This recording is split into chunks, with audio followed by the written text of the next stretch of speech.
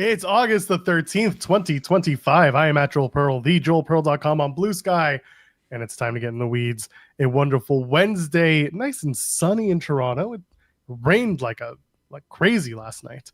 May have cooled things down, but not actually. It's awful. So instead, we stay inside and we keep warm, or we keep cool, I should say, because the weather is warm outside. Jeremy Lambert's here. He talks a lot. How you doing, pal? Talk a lot, but I'm not a podcaster. I know the feeling, pal. I'm just here to open my mouth and let things come out. I write a lot, but I'm not a writer. Please do not. I'm not Phil Lindsay. He is a writer, sir. I'm not a writer, despite how much I write. But you do type out words. Not a typist. You're not a typist. No. Do you have a type? My wife. Perfect. Look at you. That's the right answer. Type. You did it. Yeah. There you go. That's the right answer. Oh man, people are saying it's hot where they are. It's been hot. It's almost as if the planet's on fire. But that's just one man's opinion. We had a giant thunderstorm last night. Like, it was very loud. I should probably check outside and see if there's any like limbs down or anything, because we had one kaboom that did not sound very good. So hopefully things are good outside. It's been, now it's, like I said, it's gotten muggy again, but we got the rainstorm. I'm heading to Ottawa tomorrow, and Grays is there. He says, storm here in Ottawa, still hot and humid. And, so we'll get to look forward to that. But listen, just if you can, stay cool, stay in a nice warm spot that's not too hot. And everyone just get off of your computers. Stop using AI. Stop dumping all the resources of the world into the sewage. All right, get better, be better. How about that? My background is making my hair do funny things because it's sticking for a long time. Yeah, that always happens to you. Today it feels worse than usual. So I think you're just noticing it more. I'm always seeing it. I just don't care to mention it because I think it's funny, and it's not. Right. It doesn't necessarily take away from anything. It's just funny to see. Maybe I am just noticing it more, or maybe I do think it's worse than usual. Let me have that. You got to get one of those. You got to get one of those legitimate green screens. I don't want to do that. But don't you want to be like Cresta? Cresta's got one. No, why? Cresta is her own being and she rules. I don't want to do a legitimate green screen. This works just fine for what I need it to do. That's true. I just think the green screens are hilarious. When you see people like Lance Storm doing that. Lance Storm does one. It looks pretty good. Oh, does he? Yeah, he does. Oh, yeah. If you haven't figured that out yet, if you watch his... I know. Okay. You may not watch Observer, but once in a while when I check in and he's on it, I'm just like, oh yeah, someone made that backdrop for him and it's on a green screen. Like I believe it. I don't watch. If I listen to Observer, I usually listen to it. I don't watch it, so I don't notice what Lance Storm does or doesn't have behind him. But it'll always tell you when the next Impact special is. It's Friday, right? It is Friday. That sucks. It's like a busy weekend that shouldn't be a busy weekend because like Friday's TNA and SmackDown, and then Saturday's Collision and AAA. So like sadly, there's just too much happening this weekend that I got to deal with. I'm going to be on the Indies this weekend, and I'm going to be very happy to do that. I'll catch up with all the other stuff whenever because my flights are only an hour, so it's not like I have to, spend too much time killing time in the air. I got stuff to do. Right. But I'll watch SmackDown. I can watch whenever in 45 minutes. DQ finish in the main event. That's all you need to know. Probably, yeah. That sounds on par. Who else? Who's going to be on the show? Is John Cena going to? No, John Cena's not scheduled. Drew is the only thing that's like really announced. I think they announced a match. Would they? Oh, DIY against Street Profits. That's a thing. That is a match. That's a thing. And they announced something else. I forgot what it was, but there was something else on there too. Regardless, there will be something. I'm sure R-Truth will try to do something with Logan Paul.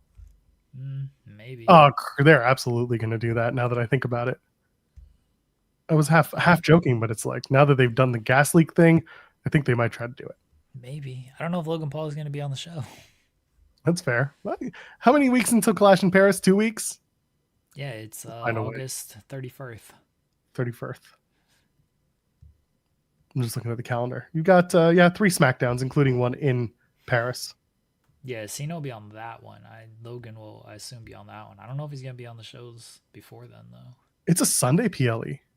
That sucks. It's Sunday afternoon though, at least. That's true. Yeah. That's crazy. I mean, listen, next few weeks are going to be pretty busy. Luckily, the afternoon PLEs are all over. It's what have we got? We've got Heat Wave, and you've got what you call it? You got Forbidden Door. Yeah, that's gonna be a busy night. That's a Sunday afternoon night. That sucks. Yeah. Well, there's wrestling every week except for last weekend, which was great. But this weekend we're back to it. Next weekend, there again, and then the following weekend, you bet your ass we're back. It's just the way it goes, baby. That's what wrestling is. It should not. That's my suggestion. It should just not. Should not. We should all be taking. There should be an off season. Oh, I would kill for an off season. Absolutely kill for like an actual off season. Could you imagine if they did that? They'd never do it because conversation is old as time. Yeah, they'll never do it. No, because then someone would get a leg up on the ratings and become hot. Well, yeah, but it's also just because like you'd have to pay people more because you're not going to pay people 3 months to just sit around and do nothing. So like the whole salary structure would have to change. A lot of things would have to change, and you would have to basically concede that it's a better schedule and structure, and they're never going to concede that. And I was listening to the ESPN chairman podcast. Was he on Press Row? It was a Ringer podcast, and he was talking about the scheduling and how WWE is going to work with them on the schedule. So basically when ESPN has like downtime on events, you might see schedules shift around for WWE. I mean, they've already done that. They've got WrestleMania at the end of April. They shifted the Rumble to the beginning of February. I think they'll go back to putting the Rumble on the off week of NFL. So the week between the conference championships and the Super Bowl, because they have a week break before then. And they used to do that, or they actually had it a few years. They had it like the same night as the conference championship games, which was very dumb. But they did switch it during the off week a couple times, and I think they'll go back to doing that because that is probably more conducive with the ESPN schedule. Although ESPN might say like we want it the week after the Super Bowl because it's that's the second weekend in February. The Super Bowl is usually first weekend in February, maybe the last weekend in January. So yeah, it just depends on when the Super Bowl falls, but I think you'll see it in the off week moving forward. Yeah, but you won't see multiple weeks off. That's what's more important. We just want a couple of months. Go away. Don't do anything. Take the time off. Do the rest. The WrestleMania lull doesn't need to exist. Just take May and June off. Maybe even July. Stretch that shit out. Take your time. Yeah, they're never gonna do that. AEW, take the do all in wherever you do all in at the end of August. Start the NFL season. Let Tony get comfortable.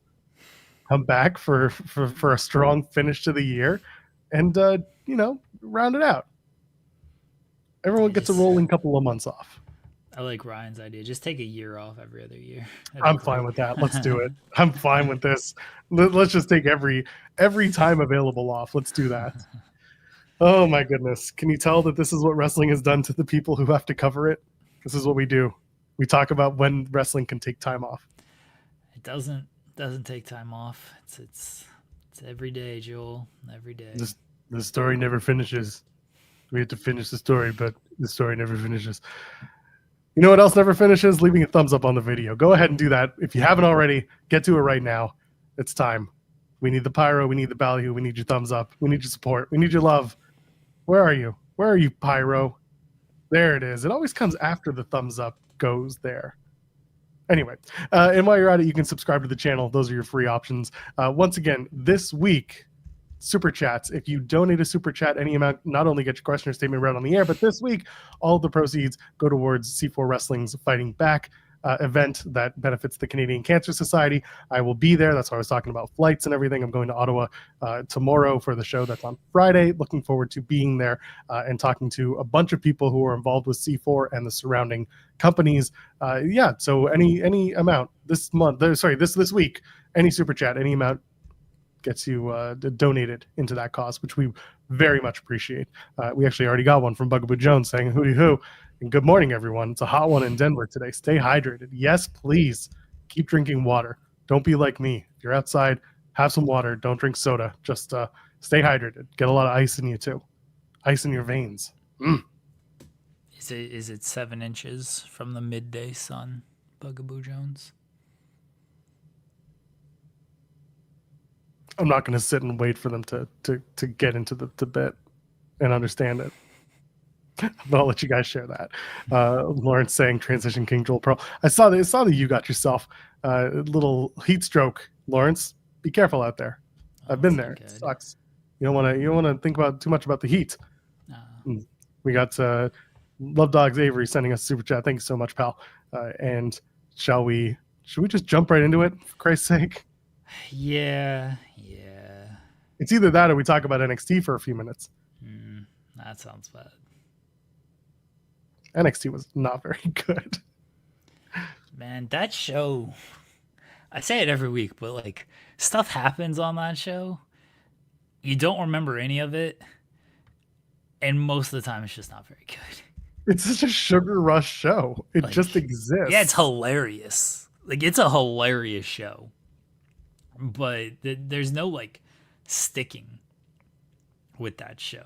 It just stuff happens and everybody just moves on in 2 seconds. It's like the peak TNA of To the Back. Remember the To the Back days where everyone made fun of that? Yeah, that ruled. That's what NXT feels like nowadays. It's like, here's Joe Hendry in this segment, and here's a backstage segment, and now here comes Moose, Javon, Trick, and Oba teaming. Here's 4 people who might wrestle next week on a screen bickering about something. Here's 8 people backstage talking about something. Camera pans over to 2 more people talking about something. Like, you just never know what you're going to get. It's high school, show. Baby. It's high school, baby. It's hilarious. An absolutely hilarious show. Tim and I, way back in the Tim and Joel days, we talked about NXT, and when it was 2.0, we were like, it's high school. You're walking through the halls, you got beef with someone, let's go settle it settle it out back after the school. Kate and I had a funny interaction on socials where she was talking about Dark State. She's like, the group started by beating the shit out of Obafemi and writing "No one is safe" in Robert Stone's blood on the wall. To which I said, let them pivot, Kate. We said they do every week, and I said they're developing because it's developmental. You get it? Let them cook, and so on and so forth. And then she says, being unhinged assailants and then Chippendale's dancer isn't developing. I said, I'd argue they're developing a more lucrative career path. They're going to make more money as the dancers. Yeah, I had hopes for them. I was wrong on that one. It's your best L. Yeah, it's like, I like the presentation. I thought it was going somewhere, and now they just, like, they make Come Tuesday jokes. Cool. It's funny. Again, it's a hilarious show, but you're not taking those guys seriously. And that's what they were supposed to do to start everything. They're going the tag titles at Heat Wave, so at least there's that. I mean, are they? Yeah, I think so. Hank and Tank have gone nowhere. Yeah, exactly. That's kind of the best part. I think Dark Station's going to beat them. Yeah, let them. It's fine. Doing the Come Tuesday stuff again, man, that's a thought. I don't think I would want to do that. They're just not. I thought that they were going to come back from the TNA stuff and just like be dominant again, and like this is not. I don't know what I expected, but them just winning this match is like, all right, sure, whatever. Who cares? And they went after champions, and it's like, okay, they're going to establish them as something, and then no. Yeah, they went to TNA. You know your place And in the lost. pecking order. Yeah, I was gonna say, you know your place in the pecking order when you go to TNA and lose. Fourth rope won on that show. You guys lost. I don't care about you. I mean, they were in the main event. They won last night. Good on them. Again, they're gonna win the tag team titles. So okay, I thought they had a good showing last night for whatever that 8-man tag was supposed to be, but it's tough to when you go to TNA and lose. I'm immediately just dismissing you as they do not care. They hope that they can rebuild you somehow, but this is like getting you reps, but they didn't need those reps. They didn't. One thing that I was kind of did I just lose my train of thought? Of course I did, because I've been up since 5:30 this morning. So my brain just completely dumped out. Thank you, brain.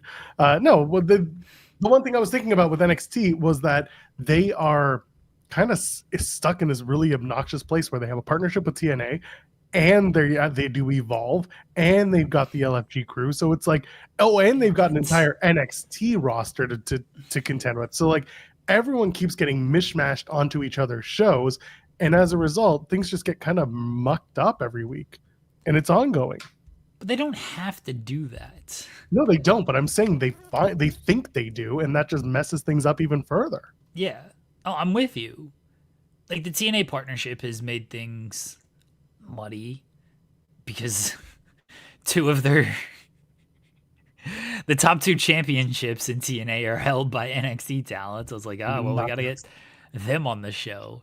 The Evolve stuff is not being the Knockouts title being kicked to Heatwave. Like, oh, it's a bigger platform. It's like, oh, you just suck. That rules. The Evolve stuff is unnecessary. And I don't mind some of the Evolve people. Like Swipe Right, they're cool. But they haven't been on the show for a couple weeks. That whole thing with Ethan Page just came and went. The LFG stuff that was present for a little while.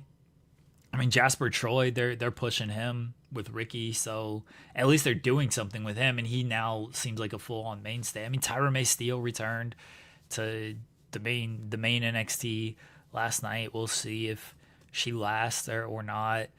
Yeah, it does. Like, you just get too many people on the show, but that's their whole point. That one segment was absolutely hilarious with The Chelsea. Green one? Yeah, So funny. That was very funny. I mean, Chelsea rules. Like we love Chelsea Green, but it's very funny that like they have main roster people on this show as well. It's like you got people from main roster, you got your NXT people, you got TNA, you got Evolve, you got LFG, you got 5 different brands represented on this one show. And it just becomes too much. It's like you gotta like pick your core people and actually do something with them. But it makes for a hilarious show. Yeah, it does make for a hilarious show, and it makes for a very confused show. It was all over the place. You're gonna have AAA talent on this show pretty soon. Mr. Guana's gonna pop up, Psycho Clown, Los Garza, they're all just gonna pop up. I mean, Lola's going to AAA this weekend. She's on this show, so yeah, I'm sure she'll bring back someone for Booker T to simultaneously have an orgasm and a stroke over. Oh yeah, man. I had to listen to this man. Go.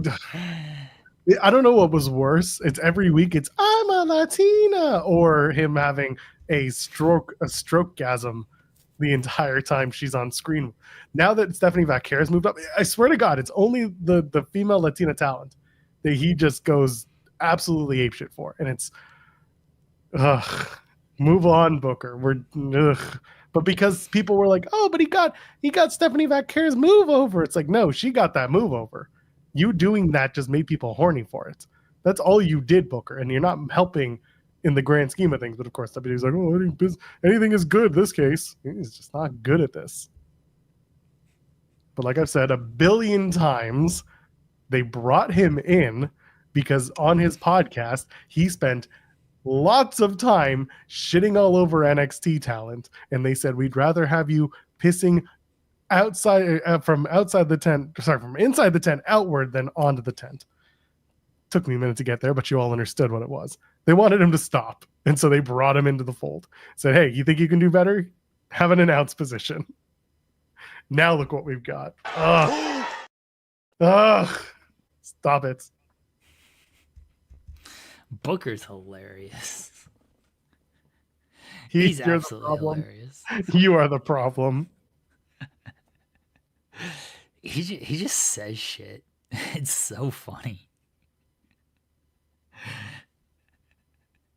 And Graves has to sit there and pretend that they're pals. Yeah, poor Corey Graves.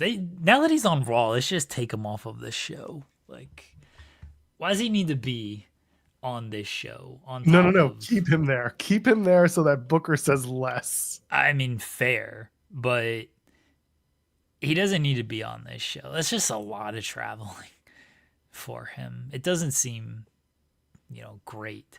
It's like, yeah, whatever town Raw's in, then you got to fly all the way to Florida to do NXT. Like, why? Why do you have to do that? Just let him do Raw. Have Vic and Booker back on NXT. Nah, Booker's hilarious.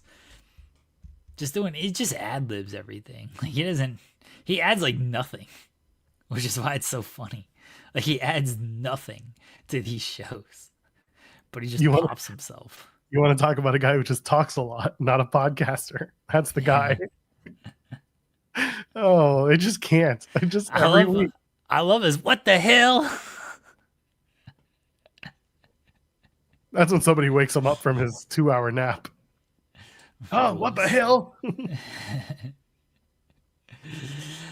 Rules. Sure. Oh, man. Someone in the chat saying Rosenberg and Stone is a tough listen on Evolve. If I watched Evolve, I probably agree with you. See, I don't listen to the commentary enough. I've learned so much to just over the years just like tune out. Just tune them out. Yeah. Yeah. I listen for the hints to the finish, and that's about it. Yeah, I've really learned to tune out commentary. Booker's like the one person I can't tune out because he just gets his shit in, and it's very noticeable. It's just nonsense. I'm very good at tuning out information. I'm very bad at tuning out. Oh yeah, man! Like, that's what I can't tune out. Just lives rent free in my brain. It's so bad. I do not understand how people can like or appreciate what he does. Oh. Yeah, NXT was just a big old mess. I'm trying to see if there's anything else on the show that like we should talk about, but no, like Lash Legend Nia Jax, that finish, I felt so bad for Lash Legend. Where she goes down, Nia lands on top of her from that standing position down into the Annihilator, and she then gets another one while Lash is selling on her side, and she has to very quickly roll back onto her back to take the move again, which kudos to Nia. She tried to be a little lighter this time. You could tell she like grabbed the ropes and tried to plant her feet before she sat down, like put her weight down. I think she could tell that Lash was hurting from the first one because it was full. That was full body weight going down. Plus you hitting the mat, you got winded. Anyway, Nia wins, but the match was hard hitting. It was pretty good. I just felt so bad for Lash at the finish. Oh, it was very tough. You can't really protect yourself on that. Like, she crushed Lyra in the same way. I mean, she admitted she crushed Lyra. Like, it looks really cool. It looks very impressive. But when Nia was talking about it with Lyra, she's like, yeah, I was backstage with Lyra, and she's like trying to catch her breath and holding her chest and everything. And I was like apologizing, and she's like, no, it's fine. It's great. And Nia's like, bless her. Like, I knew I crushed her. Like, there's no other way to do that because Nia can't really pull up when she's dropping down like that, and you're just hitting the mat, and then your opponent's landing on top of you. It's a very difficult move to actually protect. Like, you just gotta take that one, and Lash had to take that one. Next season on WWE Unreal, a bunch of talent are hanging out outside the NXT locker room, or they're all in the ring. They're getting ready. CM Punk happens to be visiting that week, and he says, Hey Lash, you ever shit yourself in the ring? Lash says, well, yeah, one time. And we'll flash back to this episode of NXT. I think Nia and Lash can have a good match if they could like work on stuff more. It was a fine match for what it was, but it feels like they could have a better match if they actually had like a house show loop to kind of perfect some things. But they don't have that anymore, so we got what we got. And again, it was fun. Yeah, exactly. Joe Hendry beats Charlie Dempsey. Charlie Dempsey is for some reason, the punching bag of NXT. Hendry is just, he is what he is. Drew's in the chat asking how's his stock these days. When people know that you're coming, but you can't officially put it out, like at least Jordan Grace restructured her deal so she could get out in time to join WWE and like get the deal. Joe's just running out his TNA deal by the sounds of things. And this is we're just killing time. He's a meme. Like that's. Remember, careful, when people called him a meme wrestler a year ago, there's some angry people about that. But hey, it's okay to be ahead of the curve too. Real quickly, Sean, I know NXT has house shows, but Nia, she might have actually worked the most recent house show loop, at least one of them. I can't remember. I did the results, but my memory's not going to remember exactly what it was. Let me double check on that. No, she did not work the house show loop, so I was completely wrong on that. Yeah, NXT does have house show loops, but Nia's not going to work those loops. So a lot of the lower level NXT talent. Yeah, the main event they put people. Yeah, and Joe Hendry. Yeah, and Joe Hendry is there as well. And you saw the thing with Ren Sinclair and Charlie Dempsey saying his name, and he just appeared, and shit did a ton of likes, ton of views, and everything. Is it translating to anything on television? Doesn't seem so, honestly. I don't think numbers like shoot up all of a sudden because Joe Hendry does a bunch of likes on social media. But he does a bunch of likes on social media, and that's still part of the game. And he's great at generating that kind of interest.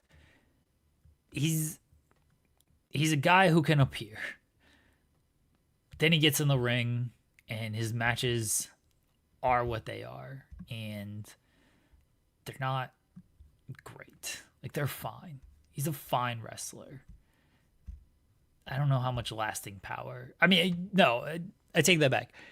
As a guy who appears, he has a lot of lasting power. He does. Because you can continue to run that into the ground and people will pop for it and it's funny. And we've seen lesser shticks get just as far. But as far as being like can this guy carry a main event scene? Can this guy carry a championship? Oh, we saw it in TNA. I don't think his creative was very good. But there's only so much you're going to be able to do with that kind of thing. Maybe they can turn him into a super serious guy. He's got an amateur wrestling background. Like he can be potentially a good wrestler. We just never see it. I mean, I've watched what he does, and I don't think he's a great wrestler. I think he's serviceable. I think he's fun. You know what? I think the WWE way is probably perfect for him.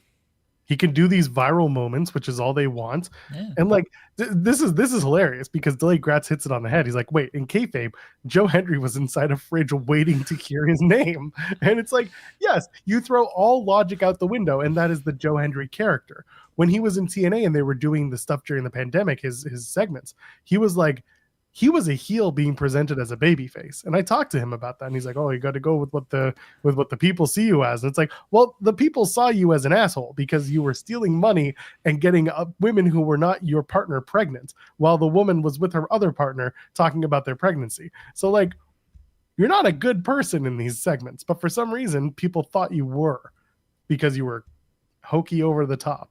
He's comedic fodder.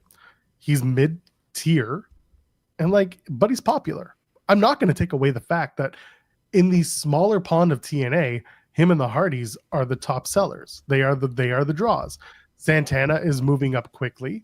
The Hardys are always going to be there because they're the Hardys. They've been around much longer than any of these guys, and they've been on top longer than any of these guys. They're ready for Joe to move on, and Joe's been ready to move on for easily a year. Did his WrestleMania moment, and he's like happy as a clam. And, you know, now instead of, notice how he stopped talking about John Cena. Now it's all about the next WrestleMania moment.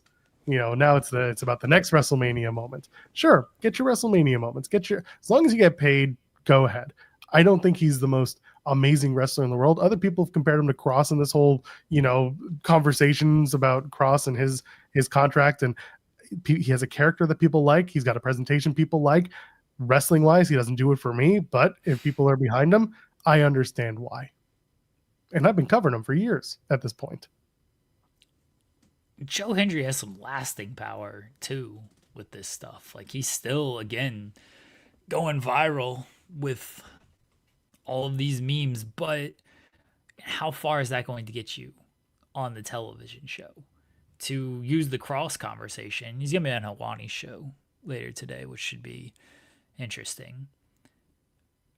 But to use the Cross conversation, a lot of views online, a lot of popularity online, good reactions, live reactions in the arena when he would appear on screen, less reactions when the bell would ring. I rhymed a little bit there. And then we saw on Monday, I know I didn't talk about Raw, but I don't know if they were hoping or expecting chance for Cross, but they didn't get him. There was none on the show. Allegedly, signs were taken. Yeah, that report was iffy. I don't know how much That's truth. Why I'm sticking with allegedly. There was to that. Maybe it happened, maybe it didn't happen. No idea. What we do know is there were no chants on the show. So that's at least proof of something that didn't happen. I'm sure he wanted them. Maybe they expected him. Maybe they didn't expect them. Maybe the crowd in Canada just didn't care, which always possible. But yeah, the reaction for him wasn't existent on that show. And I think part of that is, you know, we got the We Want Truth chants. Because how many of the wrestlers themselves came out and were like, we miss Truth. I can't believe, like, Truth is gone. And they released him. Rhea Ripley's got one of the most popular followings in all of wrestling. She might have the most TikTok. I'm actually pretty sure when it comes to TikTok, like, there ain't nobody close to her. Instagram, she's right up there. Twitter, she's right up there. And she was posting about R-Truth. Kevin Owens, another person who was posting about R-Truth. He's got a big following. Miz has got a huge following. And say what you want about him, but the man's got like 1 million followers on Twitter. Like, there was so much support for Truth.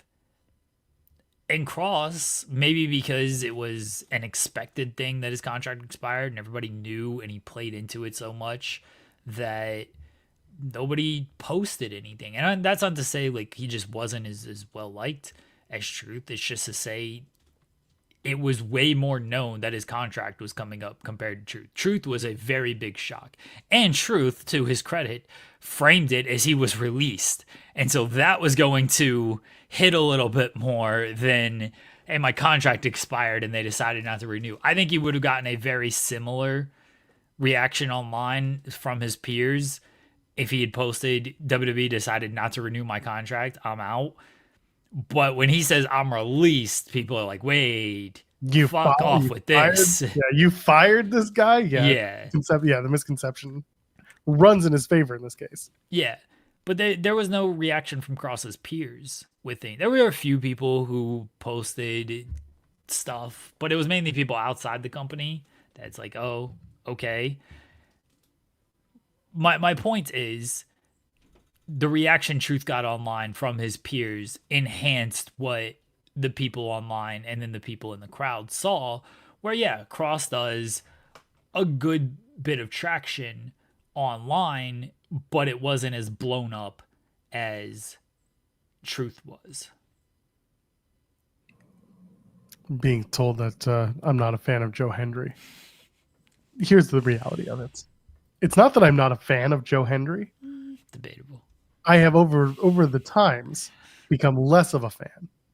I was a fan of Joe on his ascent, and then as things started being very stagnant and he didn't get better as an in-ring talent during his ascent and relied mostly on what his character does and says, and then he won the title, and suddenly it was all about concerts again. Nothing changed. He was never serious. He was never a champion's champion. That really soured me on Joe Hendry. That was like, oh, you're good with just playing this hit and thinking this is all you need to do. Playing the hits works if you've been the hit. And Joe's not there yet. I don't think Joe deserves that. I wouldn't call myself number one Joe Hendry fan at any time. I think that there have been better times for Joe to be capitalized upon. And I think the way TNA booked him after the first singles loss for the world title shot, that was kind of the beginning of the end for Joe. I hope I don't say the same thing about Mike Santana. Santana, I said this elsewhere. The problem with the Santana story is that you're trying to build what was already built. You're trying to rebuild what was already built. But you can't do the same thing when you're not going to be in his home state again, in his home city, in his home area. You're just going to have the same problem trying to do this again at Bound for Glory. It's like, he's not from Boston. He's from where the last pay-per-view was. So different. It's kind of apples to oranges. But yeah, Joe Hendry he's not my guy anymore. Not that he ever really was. I just thought he had better. He had a better chance. Yeah, I don't think Joe Hendry was ever your guy. He was never my favorite, but he was always someone that I looked at and said, there's possibility here. There's opportunity here. There's something about this guy. And then it was like TNA said, yeah, but what if we tried to make him our guy not now when everyone wants him? What if we try to string them along for just to get another few months out of this? What if we can string them along for another pay-per-view cycle? What if, and it's like, what if you didn't? What if you focused on the stories that you have at your disposal in front of you instead of ruining the talent that have been built with this wave of momentum that fans have? Breaking news. Not great breaking news or anything. Brock Lesnar is being advertised for the September 12th and September 19th episodes of WWE SmackDown. September 12th is in Norfolk, Virginia at the Scope. September 19th is in Toledo, Ohio at the Huntington Center. I'm conflicted on that one. Are you going to go to Toledo? If John Cena is on that show, that might be the last time I get to see John Cena, because I don't think he's working any other times like that's like near me. I have no desire to go see Brock Lesnar. I have no real desire to support WWE in their bringing back of Brock Lesnar. That is fair. I do have a desire to see John Cena one last time, because I don't think he's working any other shows. Like, if Cena's not there, I'm not going to that show. I'm absolutely not. Don't care. Legitimately, the only reason I care to go to the show is I don't think I'm going to be able to see Cena again, because I'm not going to any other show that he's advertised for, because they're all too far away. Yeah, that's a tough one. I know you guys talked about the All Out versus WWE PLE in Indiana, and I put it in the chat yesterday, but like, part of the reason doing this makes sense from the WWE side of things, other than the stupid we're just gonna go against AEW, they have the deal with Indianapolis. They have Yeah. the deal with the city to run a bunch of shows. So for them just to be like, this is one of our shows, and Indianapolis be like, okay, and then they just get to book Cena Brock and hope that that's enough to get some people to watch them instead of All Out. I also saw someone make a joke. It's like, you're gonna do Cena versus Brock, but also like AEW is not exactly looking much better trying to put back Edge and Christian for the Toronto show, and it's like they're not doing the main event. They are not putting them in the main event, but they're going to use the Cope and Christian reunion potentially as like a big drawing card in Toronto. So it's like, then it's not direct comparison, but like listen, age is there are a lot of old people in wrestling still getting their spots, so it is what it is. But yeah, the Indianapolis thing to me was just like they have the dates. This is one of their dates. This is just what they're gonna do, and I hope that it backfires on them because this is just a stupid. This one's more blatant than all the other ones, which are pretty blatant to begin with. It used to be like, well, NXT usually runs a show around this time, so we're just gonna do it. Now it's just like, yeah, no, we didn't have anything planned, but like now that you mention it, yeah, what are we doing on September 20th? Let's put out a show. It's already paid for. That's just how I saw it. I think it's silly. I think it's stupid, but I'll be it all out. That's my plan. See, I don't think you're gonna get I don't think you're gonna get any AEW fans that are just gonna go watch just because it's Cena and Brock. Like that's a match that most AEW fans just probably do not care to see. So the people who are gonna buy that AEW pay-per-view, they're probably still just gonna buy the AEW pay-per-view. Will you get people who are on the fence, like, oh, I can watch this for free instead of AEW? Yeah, I think there's that. But as I talked about yesterday, you're giving them more attention by doing this. You're gonna give them more just notoriety because if Cena's gonna do media, then he might get asked about Edge. He might mention Edge. And people might be like, oh, what's he up to? Oh, wait a second. Him and Christian are reuniting? Like, we talked about it a lot yesterday. I'm not going to rehash everything. But the main crux of our argument yesterday, it was an argument. The argument in terms of counterprogramming was when two shows are running at the same time, it actually lifts both shows instead of hurting one show. And WWE believes it hurts one show. Yeah, if one show is seen as very much lesser than, then it can hurt one show. But AEW is not really seen as lesser than in the grand scope of things. It ain't TNA. Now, when TNA tried to run head to head with Monday, TNA was seen as very much lesser than and desperate to do things and people trying to relive glory days with things. Let Eric AEW is Bischoff not play that. guitar. AEW is not that. Like they're just not. They're seen as their own entity that's lasted 5 years, 6 years, that's made really strong headwaves in wrestling and is doing strong business, especially on pay-per-view. And even when it comes to ratings, like their viewership numbers have been good this year. No one views them in the wrestling scope of things. In totality, obviously WWE fans are gonna poo-poo at what AEW does, but they're not really viewed as like a lesser than promotion. They're viewed as a very strong number 2 promotion, and it's kind of like that in the media as well. And this is where I got to give Tony a lot of credit because Tony doesn't, for a while he was going on and taking shots at AEW or WWE, and like I thought it was hilarious. That's great for me and what I like to write about. But he goes and he just does his things.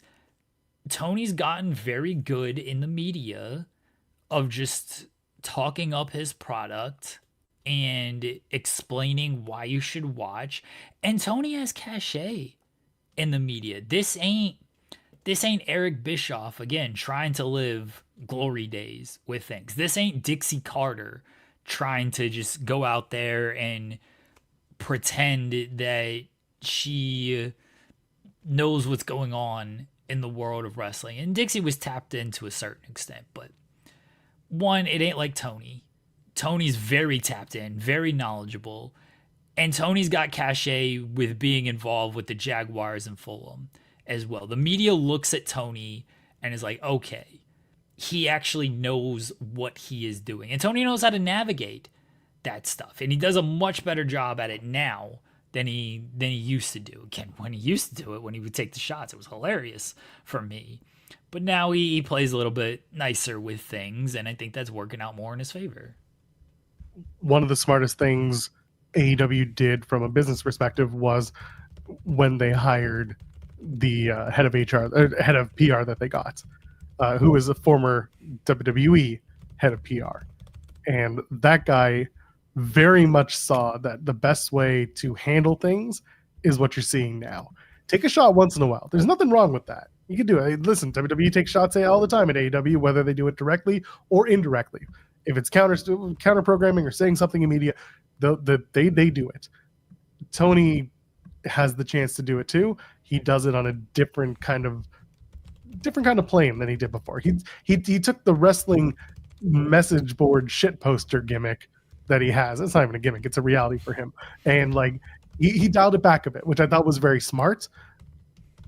They're not fully ignoring WWE, but they're not letting it look like they're getting gotten to when WWE does something. Because that was one of the complaints that people had, was whenever Tony took a shot at WWE, like, oh, look how gotten to Tony is.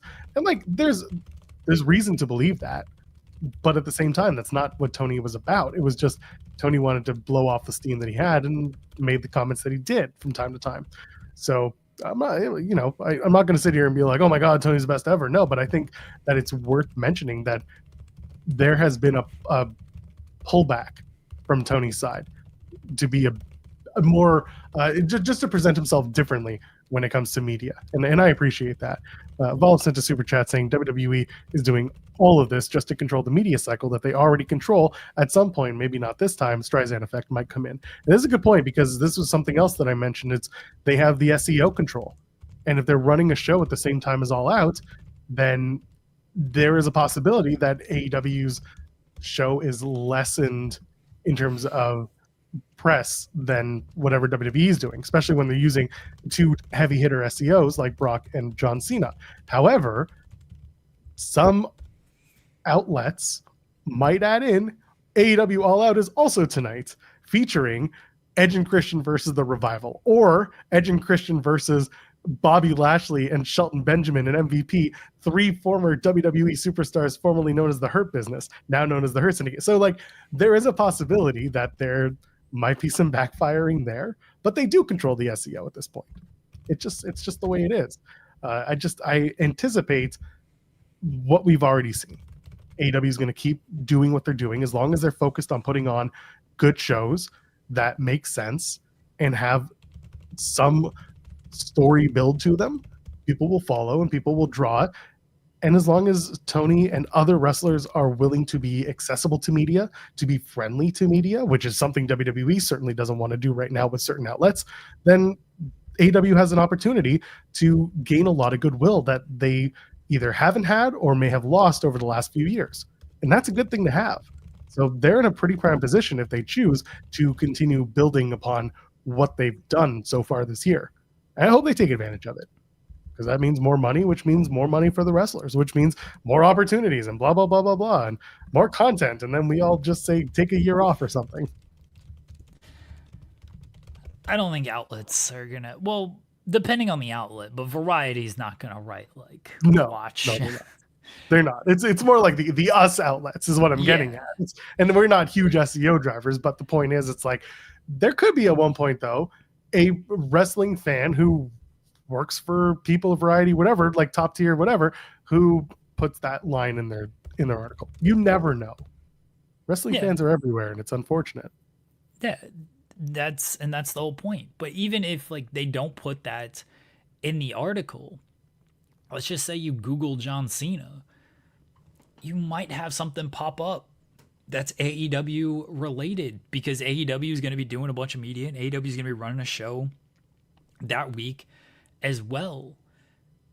And there's just more of a risk when you're running head to head than if you're just running on your own, because AEW is going to have some sort of motion that week because they are. But even, you know how this could easily happen because they're running head to head. They could ask Cope about John Cena. They could ask Tony about AEW or about WWE running an event against All Out and running a John Cena match against All Out. There you go.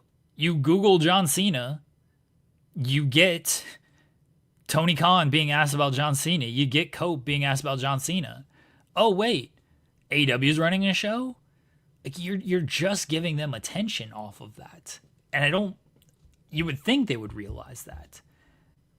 But maybe they don't. Or maybe they just don't care. Maybe, again, I think they think, oh, instead of doing 100,000 buys, which All Out may or may not do. It depends on the card. And right now there's nothing on that card except you're most likely getting Cope and Christian, but that's not confirmed.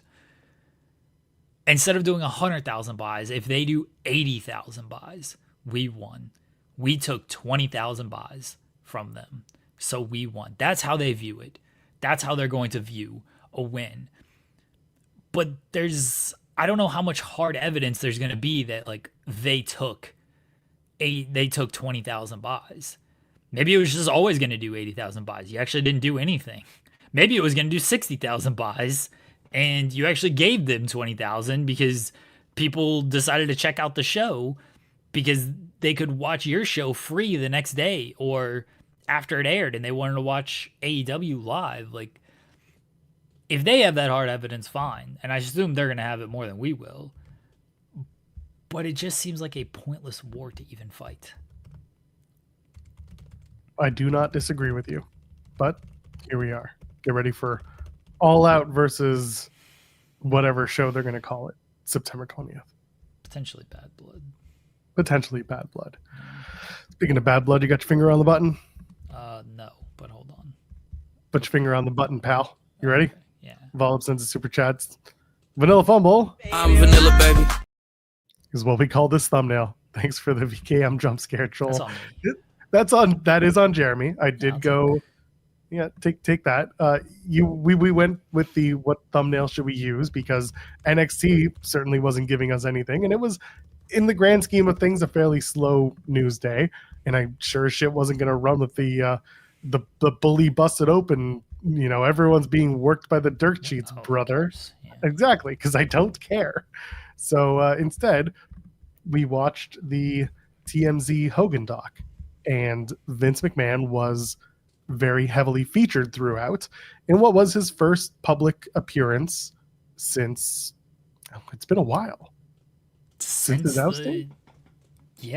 Since everything kind of came out. Like, he hasn't done anything. You know, the Vince documentary came out after the lawsuit was filed, but he wasn't interviewed post the lawsuit filing. All those interviews were done before the lawsuit. He's starting the 14th and 1.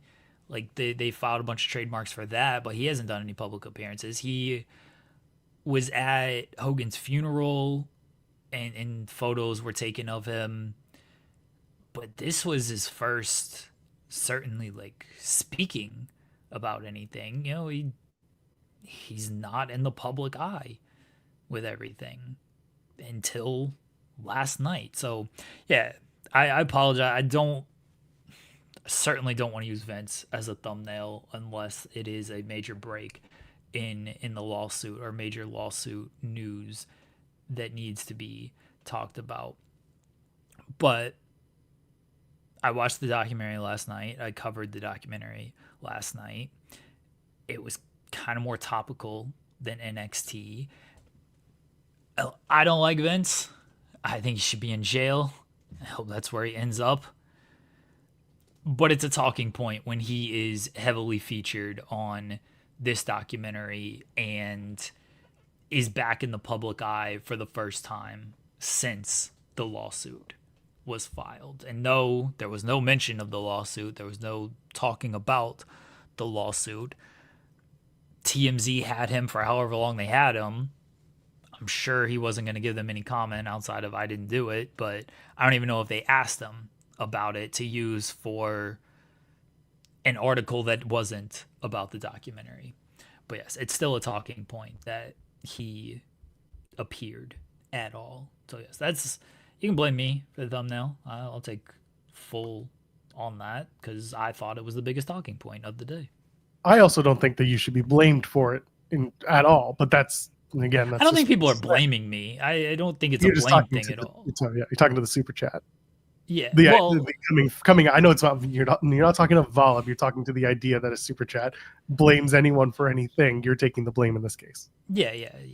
If you don't like the jump scare of just seeing Vince, I will take ownership of that was my call to have Vince as the thumbnail and the talking point for today. And you know what? As a creative mind, I was the one who took the very large ECU, the extreme close-up shot of him, and I worked with that because I couldn't use the other ones. They were too small. No, you got to take that face has to be blown up on your screen, unfortunately. If you're someone who watches this show on your 60 plus inch TV, first of all, God bless you. What's wrong with you? Second of all, you did this to yourself. No, I'm just kidding. It gets people watching it. And you know what?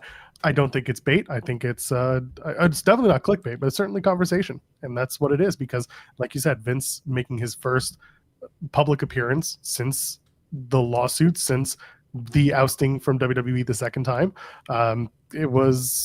It's important because much like this Hogan documentary is important, despite how people very much know how I feel about Hogan. This was something that was needed to be watched, and I said I would, and I did last night. Granted, 2x speed, but I watched it, and there's not much I can tell you about this documentary. We're going to get into it, but like, there's no big sweeping like, oh my God, we were wrong about Hogan. No, it was very much like this was his life, this was his career ascent. It was what it was. And of course, everyone is talking about the comments about Hogan's racism. And I'll read it verbatim from Vince. It says, quote, "It was unforgivable." And I was like, aghast. What happened? When those things occurred, that's not like him. What in God's name is going on? As soon as it happened, obviously, the company didn't have anything to do with him anymore. Company being WWE. We took him out of the Hall of Fame. You just don't do those things. I knew he wasn't racist. I've been with him for so many years. He wasn't racist. That certainly got a lot of people talking about the way Vince viewed Hogan versus the way many others viewed him, and what his words meant and what his words implied to others. We can get to the sweeping thing, or we can start with these comments, because these were obviously ones that got the most attention from at least my timeline. Yeah, the Vince racism comments were... He's not racist. He said racist thing. He literally said, "I'm racist," to a point. Okay, but you still said, "I'm racist." What is happening? What is happening with... I mean, I know what's happening. Vince he's my friend, and my friend's not racist. You know, Jimmy Hart telling the story of he once got Kamala extra money. Like, he can't be racist because he helped a black man one time. Like, no, he could still be racist. The documentary itself, it was an hour long. You can't cover Hulk Hogan's career in an hour, his life in an hour. It's just impossible. And I say that as someone who loved Hogan as a kid and then had no time for him as I grew up. But his career is still a monumental career in the world of wrestling and entertainment. He's one of the biggest stars of all time, maybe the biggest star of all time. He went outside of wrestling as well. He had controversies that were outside of wrestling.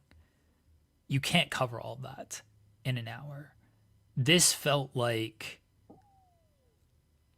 this felt like they got Vince to agree to this interview, and so they wanted to do this documentary because if someone else puts together a documentary with Vince, they wanted to be the first on that.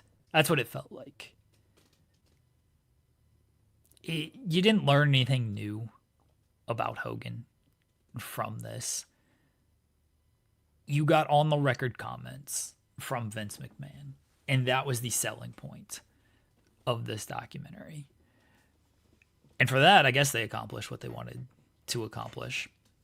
Vince's comments, especially about the racist stuff, it's as tone deaf as Vince has ever been.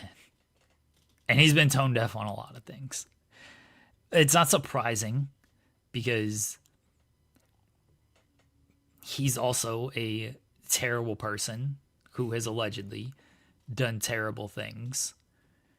He's allegedly done worse things than the things we actually know he did on television. You know, the stuff that aired on television, there's no alleging there. We saw that. He's allegedly done worse things, though. Well, it's not surprising that he's going to defend Hogan. Him and Hogan had a bond that started in the 80s, and they made each other a lot of money. And so, of course, they're going to be great friends off of that. And it wasn't surprising to see Vince defend him with all of that. I thought comments from Mick Foley were interesting, and even I understand Mick's point of view when it comes to what he said regarding, you know, Hogan shouldn't be judged at his lowest point. He's done a lot of great things. He mentioned that Hogan took shots at him, but then they talked it out, and he forgave Hogan with things. I think a lot of people can share Mick's view of what he did is not forgivable, but he shouldn't be judged off of that one action. Again, I say that a lot of people might share that. I'm not one of them. But I understand that a lot of people might share that point of view. I'm more of the Mark Henry side, where Mark Henry was like, he's racist. He said he was racist. Why am I going to defend him? Mark Henry talked about, I told him what he can do, what he should do, and then he got advice to just not talk about it again. Mark's like, that's bad advice. You know, Mark admitted that he was a Hogan fan. He still credits Hogan for putting wrestling where it's at. But Mark, rightfully, in my opinion, was like, yeah, dude admitted he's a racist. I don't got time for that kind of person. Oh, that was the most interesting part of the documentary, is they covered it.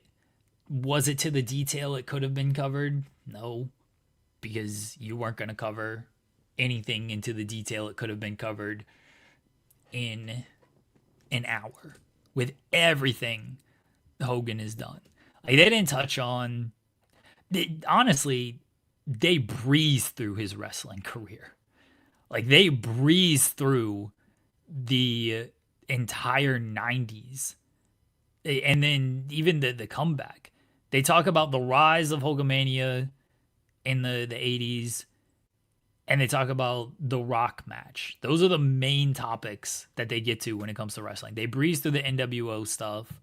They breeze through him leaving WWE and then passing it off to Warrior, but then returning to take it from Brett. They really didn't even mention that at all.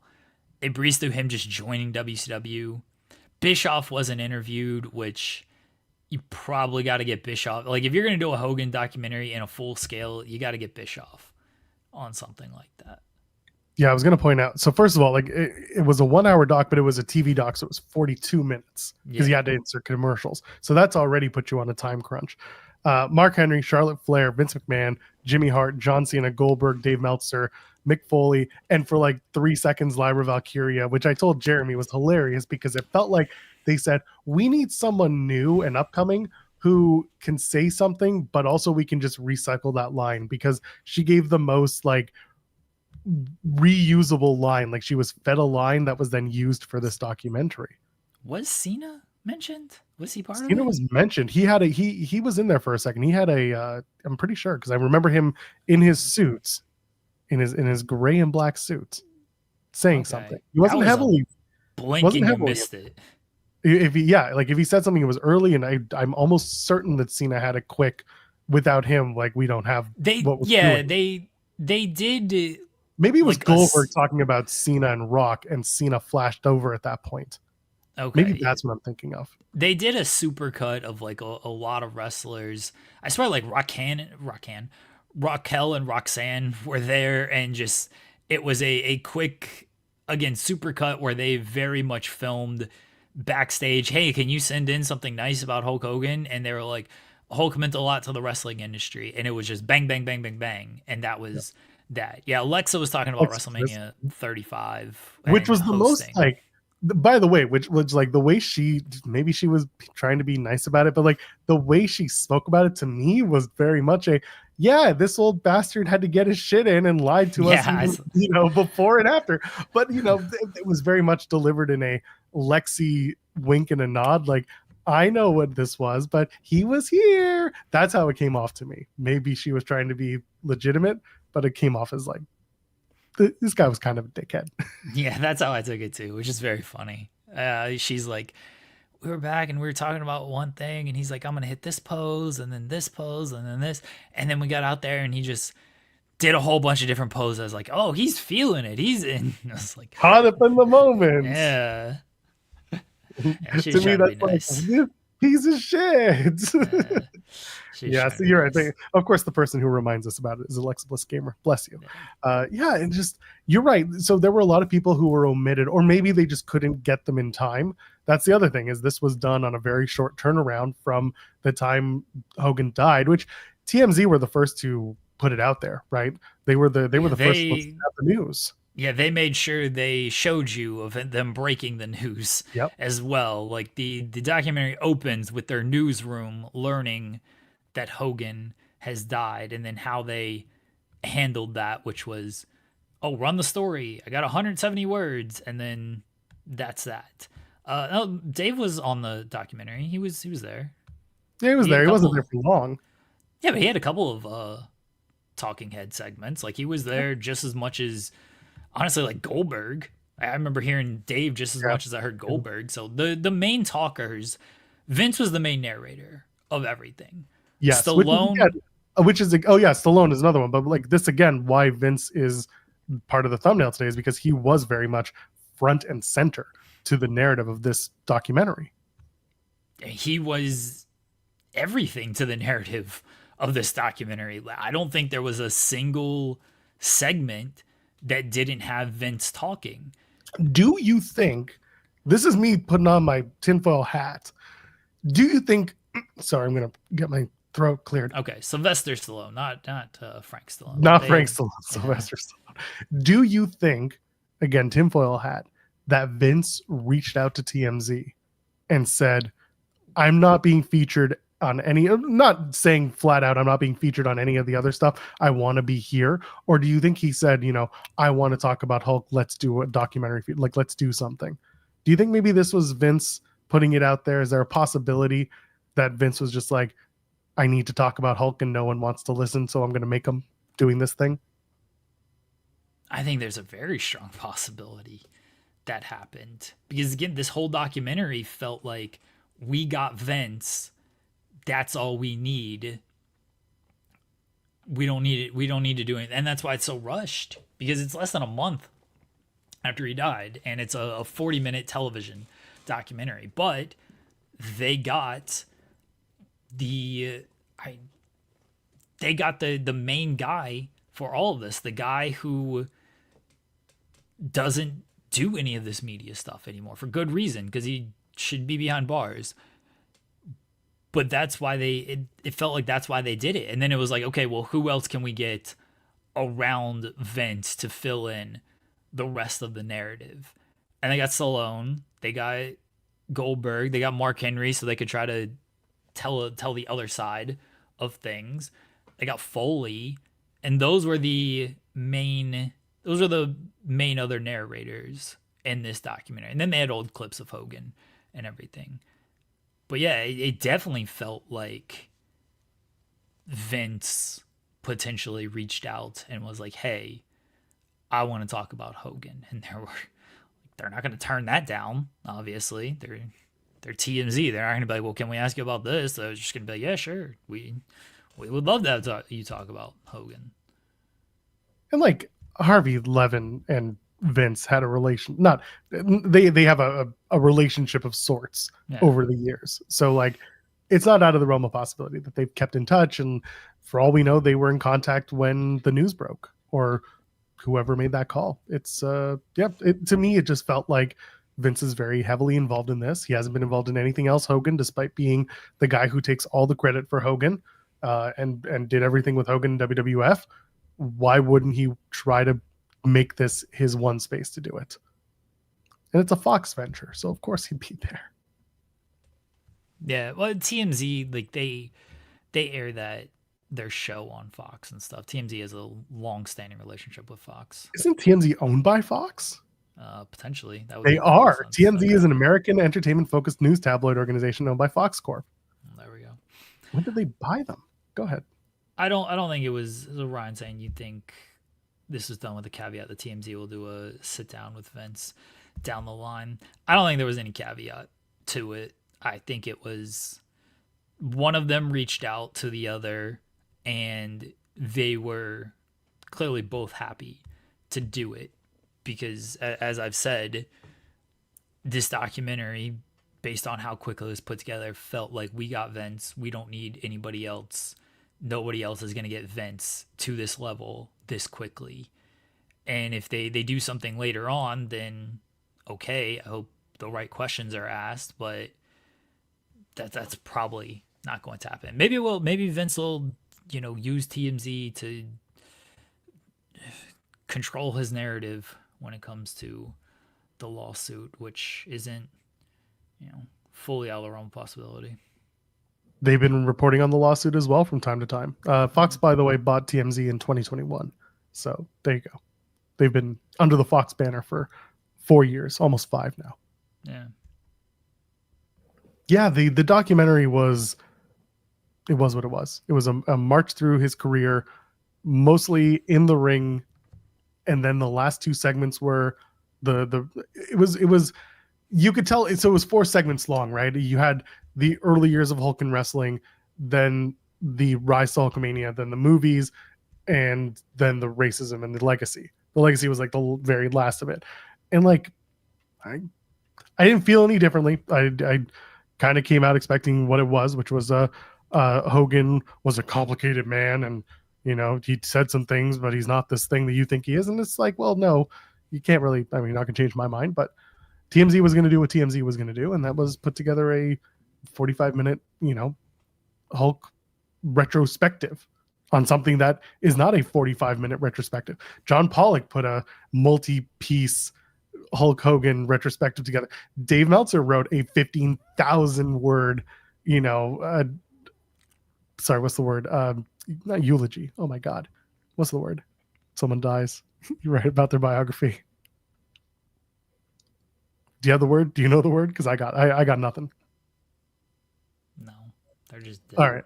Well, let's say it's true. Someone else will put the word in there, and I'm going to be like, it's either way, 15,000 word biographical rundown of Hogan, and obituary. Thank you. It's not an obituary. That's when Onita dies. That'll be the obituary. Oh, but either way, said obituary. Oh, okay. I didn't say obit. I was saying the biography. I said eulogy. Eulogy, because the eulogy is spoken. It's something that's spoken. Yeah. My brain and my words are in 2 different places. Thank you, chat. Got it. Obituary is the word. Joel. Yeah, it's obituary.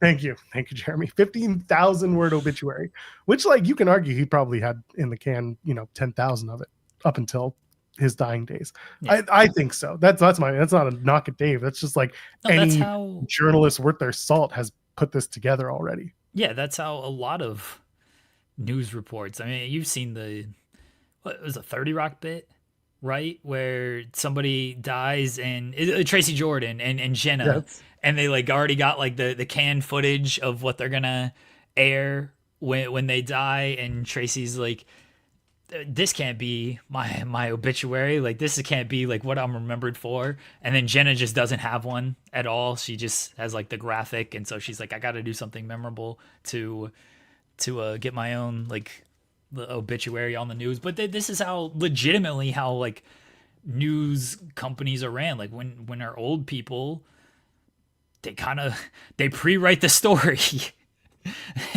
The scoop's And already there. The scoop is yeah, he dead.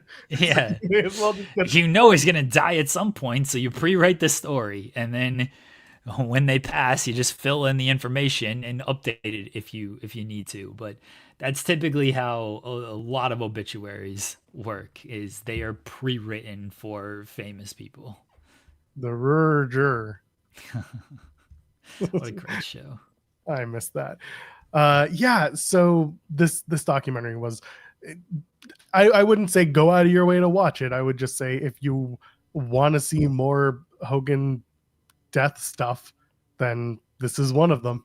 This is just another piece of content to go ahead and look at. Uh, yeah. By the way, speaking of obituaries, no, I can't. I can't even do that. I can't What? even. I was gonna throw back to the whole like donate a super chat and all the proceeds go. And I can't do that. That was a really bad. That was No, it wasn't. yeah. My obituary is gonna read donate a super chat because this week all of the money is going to go towards the C4 Fighting Back campaign to benefit the Canadian Cancer Society. That's this week. That's today, That's what tomorrow, your and Friday. obituary is gonna read. That's what it's going to read. Donate a super chat because that's basically Oh, what 99% of my work here is about, soliciting donations. I hate cold calling people, but I will sit here on the internet and solicit donations through this wonderful community that we've started and we've built.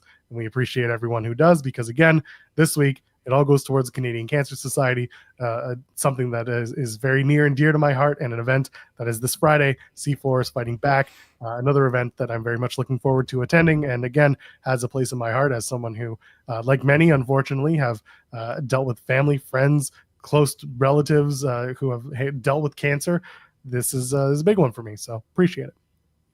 Now I'm going to cough.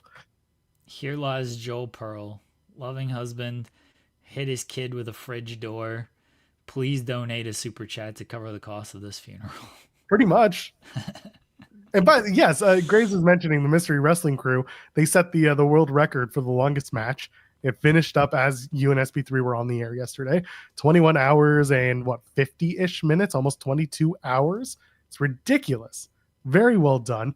And then to celebrate, Evil Uno's flight got canceled, so he was stuck in Ottawa for an extra day, which there are worse things to do. But yeah, congratulations to that crew. Some of them are people I've known my entire life. Some of them are new friends that I've met, made, and got a chance to talk to over the years. So congrats to them. Not an easy task. And if you were part of a 22-hour wrestling match, then good on you. Junior Benito and Stu Grayson were the two, highlights of a very packed roster of people who got involved with that. They raised over nearly $31,000 towards Canadian Cancer Society, which is another insane figure to be donating and putting into that. So yeah, congrats to Mystery Wrestling and Evil Uno and everyone involved. That was very well accomplished. Very well done. I think it was over 33,000 Canadian by the end of the stream because they did like a post show as well, and they got more money during the Good for post them. show. I think it was like 31 during the match, and then they got more after. So yeah, 33,000 over Canadian to donate. It's a tough task. Unfortunately, it's not gonna be recognized by the Guinness Book of World Records because apparently they wanted like $16,000 to recognize the record, and Evil They Uno was what? like, "Oh yeah, you didn't see that tweet by Evil Uno?" Oh, I missed it, and I thought Oh, hold Evil on. Uno, we follow each other. What is this bullshit? Okay, here, let me pull this up. I'll pull this up about the so it's the unofficial world's longest match because it's not going to be recognized by the Guinness Book of World Records. One second, I gotta. It's a little bit back in his. I should have just gone to my article. Oh yeah, I see. Cat Created had said unofficially break the record. Shout out to All Kat, right, who's been on our show a handful of I just times. got to go to my article. I don't feel like scrolling through Evil Uno's timeline because. But yes, I see 36,900 raised through this event. Crazy. All right, hold on. You're gonna find Apologies, everybody. Terrible audio for everyone as I try to search for Evil Uno's tweet. Okay, here we go. Got it. We were in contact with Guinness World Record to make our attempt official, but they've just told us it's a minimum of 16,000 US to do so. 16,000 US dollars to do so. We just can't spend that in good faith. All to say, this will be the unofficial attempt at the world's longest pro wrestling multi-man match. So it will not be officially recognized. Yeah, he tweeted this on July 24th. So yeah, I would have been scrolling for a long time. But I knew he said it. Oh yeah, they wanted 16,000 to make it official. to make the record attempt. Yeah, that's a lot. Rare Beast, who's normally on YouTube, is suddenly on Twitch. Good on you. Guinness is just PR. They don't have much validity anymore. I mean, that's fair. I don't really think about the Guinness Book of World Records anymore, or like who has the world record. Anyone can have a world record. The only time I see the Guinness World Record is honestly when like YouTubers I like do a world record. I just assume Bono has all the records. That's true. How many Kirks? 16,000 is wild. Absurd. That's wild. And if maybe that's because they have to send an official person out there and they have to adjudicate, and they have, like, you have to pay for their flights. This is me totally spitballing. Pay for their flights, pay for their accommodation, pay for their food, pay for them to literally be on the clock for up to 24 hours working, by the way. You might have to send 2 people in that case because you want one to be able to sleep while the other one, like, just to toss out. If that's what it is, then like I understand, but I still think it's garbage. And at the same time, like, Tony Khan, why didn't you just pony up the money, damn it? I'm kidding. I don't think so, but yes. We'll get Tony on the show and ask him, like, how come you didn't pay? We're going to ask Tony, like, the worst questions ever, but it's all on brand for us. Why didn't you pay for Evil Uno to break the world record? Where's Jack Perry? And why don't you pay for Vanilla Baby? We only have 3 questions. That's it. Yeah, that's it. And if Tony does the In Tony's Garden every week, if we get that, then those are the only questions we ask from here on in. Just every week. We're going to get Tony a weekly segment, but every week it's the same 3 questions. And then preview Dynamite, and that's it. This is a great bit. I think we need to do it. Clip this and send it to Tony. He'll probably appreciate that. He's like, you know what? I can just answer the same 3 questions over. And he just gets the same quick question over and over again. Oh my God. Imagine though when Jack Perry returns, then we're only down to 2 questions. That's and true. Then he might find something else to be angry about. Yeah, and then he might actually be like, wait, 16,000? Well, they can't. Can they have someone like unofficially go back and like get the record set? I don't think so, because even though there was a video running and there's VOD, like, things can be doctored. You could have a missing minute in the video and suddenly you don't know what happened. Yeah, I guess so. You just wonder into the void who may have gone into Adobe Premiere 3 times to edit the video and take out that 1 minute, and who would have gone into that room. You just wonder, but there's no video for that 160 seconds. You can't win. You can't get the world record with that. Where did those 60 seconds go? Where's my Adobe Premiere? What are you doing? Are you like calling out Adobe right now? No, people will understand it though. Okay, I don't. We'll leave it at that. Oh God, hold on. Here, I'm gonna put it in the private chat. All right. 2 words, that should do it. Oh, okay. Oh. Yeah, exactly. Drew got it. Man, we went to, I mentioned that, my bad, everybody. I'm clearly not We up. don't always go there clearly. Sometimes we just need to allude to it. I'm clearly not up on the news. That's my fault. We went, I was mentioning we went to the little festival this past weekend and Yep. stuff. And people had like someone's last name's Epstein, and It I really, where you're from, I don't believe there are Jews there. I just felt bad because like they were just wearing shirts, and I was just like, oh man, that's an unfortunate last name to have around here. Yeah, they were wearing like family shirts and stuff. I was like, oh, maybe like don't go to this festival and tout your last name when that's it. Like you don't need to wear, when you go to like the gatherings and stuff, it's like, oh, the Epstein family or the Jones family. Sorry, Bugaboo Jones, your name just popped up in the chat. That's why I said it. And Jones is a very common last name, so like people like wear those shirts, so it's like, oh, they're with the Jones family. Like that's what these people were doing, just the Epstein family. And I'm like, oh man, that's tough one.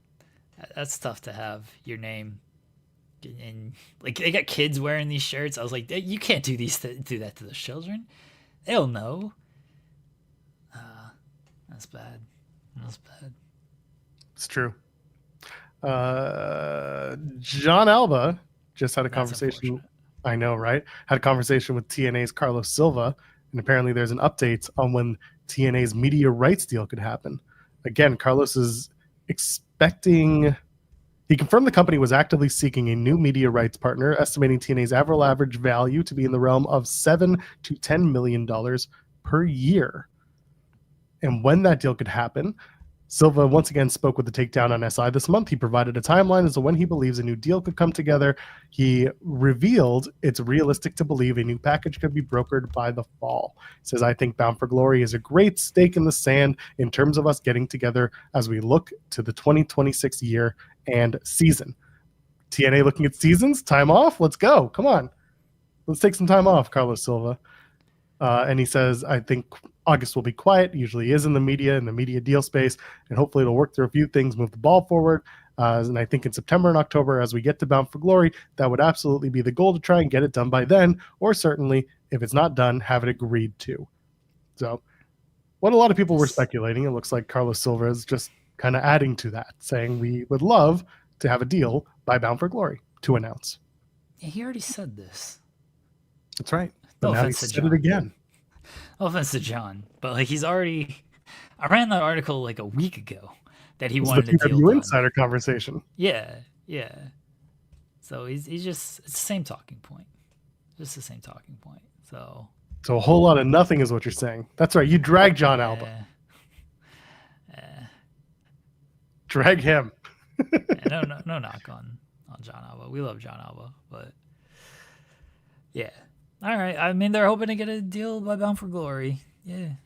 Hopefully that happens. We shall see. We'll see. Regardless, we'll get there. We will. And Tony will be on our show every week doing In Tony's Garden. That's what we're working towards. Everyone's got a rights deal to make. Our deal is a weekly Tony Khan segment. And people know people know that I've sent Tony the link. He has it. If he ever wants to just randomly appear. Maybe people don't know. I think I've joked about it so much that people don't think I actually did. No, folks. I thought I did it on air. That's why I think people do know. But I legitimately sent Tony the link. I was like, hey, we do the show. Here's the times we do this show. You're more than welcome to join us. Like, we'll see. I don't think it's ever going to happen. Tony's a busy person. I really don't think it's ever going to happen, but maybe one day he'll surprise us. What's funny is that if we put this together, it would never be a Wednesday. Mondays are too early, and Friday is too late. So it's going to be you and SB3 who are the beneficiaries of this deal. Why would it never be a Wednesday? You want to talk about busy day. That would be a busy day. And that's when he used to do the Busted Open spot, though. Oh, he'd do that before. Oh, that's right. He'd do it in the afternoon. Yeah, he would. I mean, he'd be a Busted Open at 11:30. It was always on Wednesday because he was promoting that night's Dynamite. So no, I think it could be a Wednesday. I don't know if it'd I'm all about be it. Let's go. any other day. Let's go. Wednesdays. That's it. Someone asking what happened to TK and Busted Open. Well, bless you for basically admitting you don't listen to Busted Open, but that's basically your answer. You want to know why he doesn't?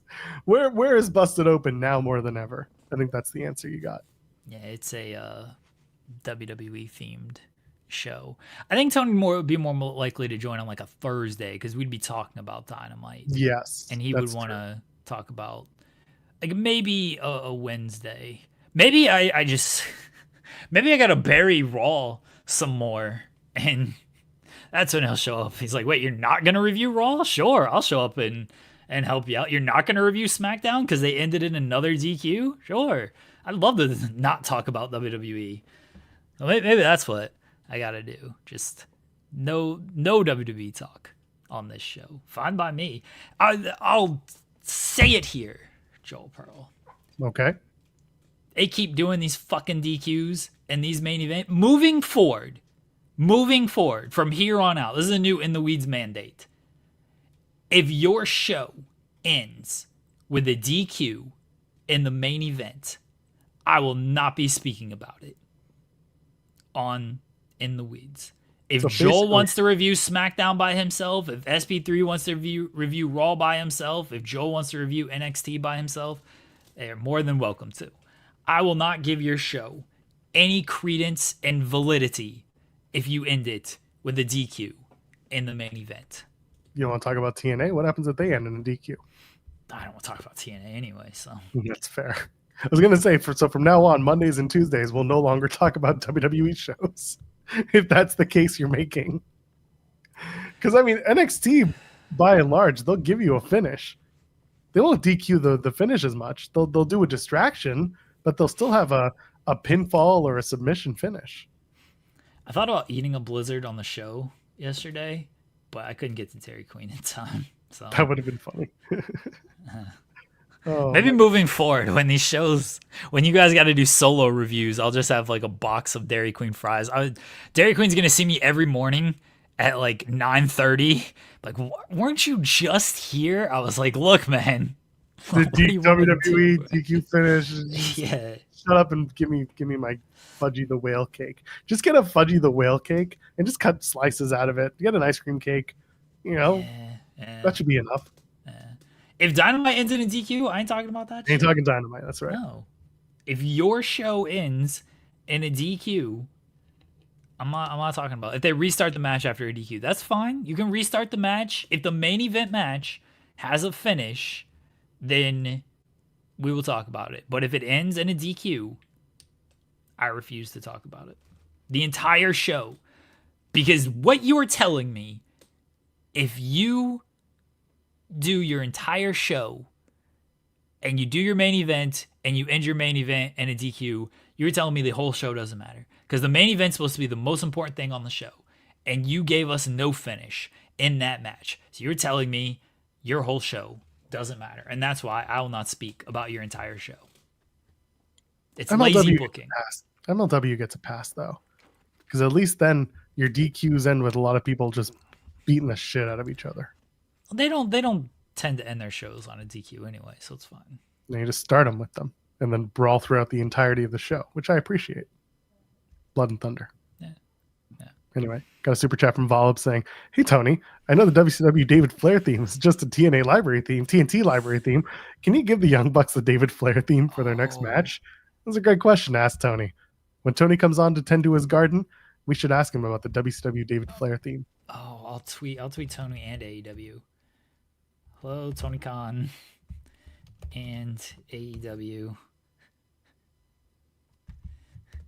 Can you give the Young Bucks? I'll tag them too. I don't care. The Young Bucks. They'll probably love it. What does David Flair's theme sound like? Hold on, let me listen to this. All right, David Flair WCW theme. All right, David Flair. Okay. Oh, it's that laugh. Yeah. I don't think they. Oh, this sucks.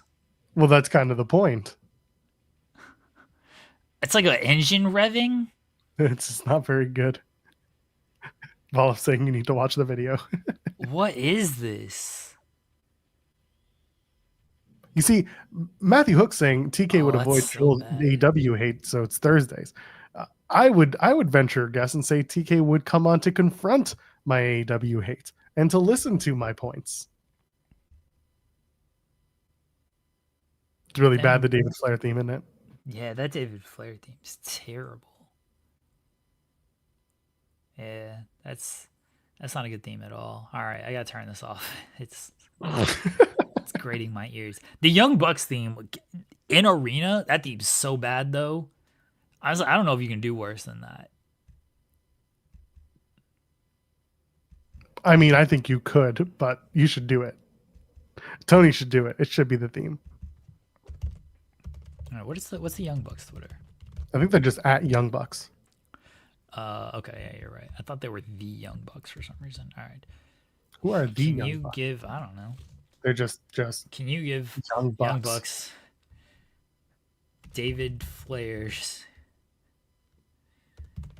theme from WCW as it is? What is it? A TNT? It's a TNT owned song. Allegedly, it's a TNT library theme.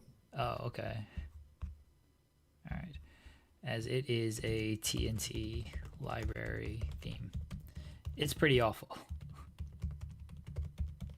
See, sounds perfect. Terrible. Thanks. Perfect for them. Thanks. All right. There we go. I'm trying to figure out if this at the Young Bucks were some old wrestlers or a band, or I don't know what this is. I think they're just literally supposed to be cosplaying as Young Bucks, not the wrestlers, but like Bucks who are young. Maybe not, because So Happy Cardinal is our home course. They haven't tweeted since 2013. This is awful. I can't keep on. They didn't last long, but Jesus, because you brought it up. Oh, I'm glad that you tweeted that out. I'm glad that Tony's going to do it for us.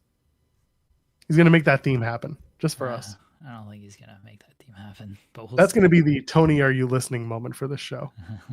We've had one more, but we could do more. David Flair's theme's bad. It's very bad. A lot of WCW themes were bad. Yeah. The original Chris Jericho theme in WCW was bad. No, that wasn't too bad. The original. I'm not talking the rip-off ones. The original. The Lionheart theme? Yeah. Nah, and it had lyrics too. There was one that had lyrics and there was one that didn't have lyrics. Chris Jericho WCW original theme. Okay, hold on. Very like theme. 80s. It's called like The Days of Your Life or something. Is it the dun dun dun dun dun dun? Yeah, that one. No, I didn't mind that. That was fine. Well, when you get the one with the lyrics, there is the lyrics. Yeah, because it opens with like whoa, whoa, yeah. Whoa. It's very crooner. Now this theme kind of rules, honestly. Stop it. All my life I've been searching for somebody just like you. Bound down. Now this theme bangs. I'm all for this. This is the only question I want to ask Chris Jericho about ever. If Jericho returns it all out and he's part of the presser, I'm just going to ask him about this theme. Be like, Jericho, you've been known for your entrance themes over the years, whether you created them or whether you came out to them. Talk to me, chat me up about your original WCW theme with the lyrics. By the way, here are the lyrics. Will you sing them? Think I can get Jericho to sing his original theme? I don't think Jericho knows the lyrics of his original theme. Coward. That theme kind of rules, though, honestly. Yeah, that's just one of your... bring it back. Just your thought. Ryan Lambert saying, I say that Bret Hart's second WCW theme was better than his WWF theme. I actually kind of agree with that. Hold on, let's listen to this. It was like a scratchy version, but it still had a lot of like the WWF kind of sounds to it. But like, Yeah, I call it like the bat theme because it sounds like it's going through a like a sonogram. It's like it's crazy. It's fine. I liked it. It's got the rip. It takes a while to get going. Yeah, you got to get that. Oh yeah, I remember this. Yeah. As what the one that he was known for. This isn't as good as his WWE theme. I like this one. I did like that WCW theme. It's not bad, but come on now. I get it. Like if they did the Bret Hart guitar opener and then went into this theme, that would have been perfect. But of course, lawsuits were a thing. Yeah, it's not terrible. DDP's WCW theme? Hell yeah. Yeah, that was just the Nirvana ripoff, right? Yes, it was. Yeah. You know who had the best one? It was Canyon. Canyon had the best WCW theme. Not with the organ opening, but like the riff itself was good. Right. It wasn't a ripoff of anything. It was just a good riff. I feel like others have used it too. Renee's not a real journalist, in caps. It's true. She would have asked. Or, she saw our interview and was like, well, it's already been asked, so I don't need to ask it. I'll go with that. We love Renee, so I don't want to not call her a real journalist, but Dear at Renee Paquette, why didn't you ask? She replies, and it's like, well, I saw your great interview with him, and I knew we didn't need the answer. Damn it. What was the Walls theme? I do not remember the Walls theme. The Walls theme?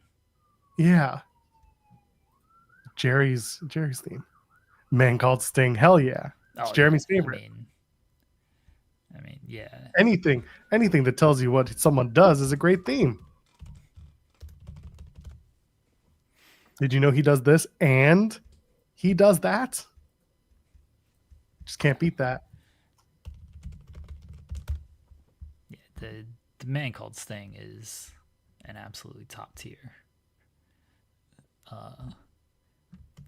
theme. Apparently it's got a great drum intro. Man Called Sting? No, the Walls theme. I'm sure I knew this. I just haven't. Let's see. It's called Full Force. Just whoa, whoa. Oh yeah, and it does the drum roll, and then it's just a pretty riffy riff. Dun dun dun dun dun dun dun dun dun dun. It's pretty butt rock.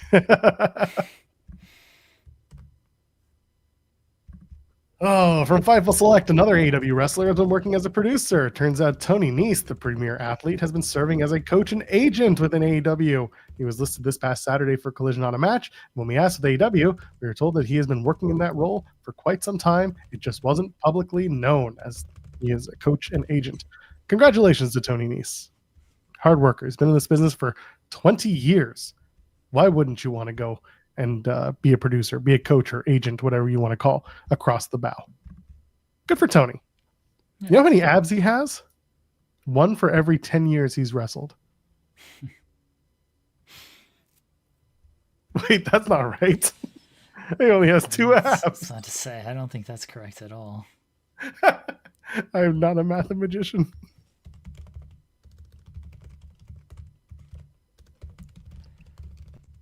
So what would that be? That'd be what, 5? So 1 for every 5 years? Just about. Is that where we're at? If he's got a 10-pack, yes. Yeah. Yes. Right. 1 for every 10 years would be hilarious. He wouldn't have many abs then. No, he would not. Oh man, he used to tell everyone how many abs he had. Me not knowing that is good. Yeah, good for him. Get money, whatever you're happy doing. More power to you. Matt Menard also getting re-signed. That was a big deal. I'm glad that he got the money. I'm glad that he got to come, gets to come and enjoy himself at work. It's good for him. He should be there. He's given a lot of his time, not just on screen, but also off screen at AEW. Get paid and stick around where you're valued. Good for him. Yeah. Factual. Go away, Jules. Wow. Also appreciate you. No, I am not wrong. Hello, Sean. Speaking of Sting, look at that shirt he's got on. We were just talking about Sting's theme. It's the only shirt I've bought at a wrestling event that I've covered, I think, ever. Yeah. I like the color of that. Like you don't see like baby bluish shirts. It's nice with the pink. Yeah, it's pretty nice. I'm a big fan of it. So Jeremy, I saw your post regarding the Young Bucks and the David Flair thing. So yes, there's a bit of a misconception that AEW has the Warner library.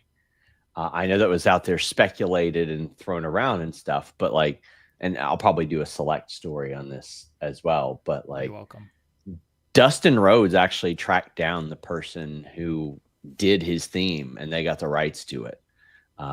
So it was completely individual of that. Although I definitely did hit up Mikey Ruckus after, because we had done an interview before, and I had done that one interview with Jimmy Hart where Jimmy Hart just casually drops, "Oh yeah, I got like hundreds of themes that I did for WCW."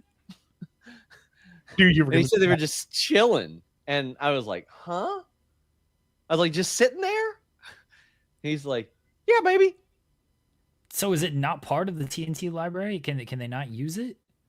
That I don't know. I'll find out more about that. That's been an interesting one for a while. But let me tell you guys about this Jimmy Hart story.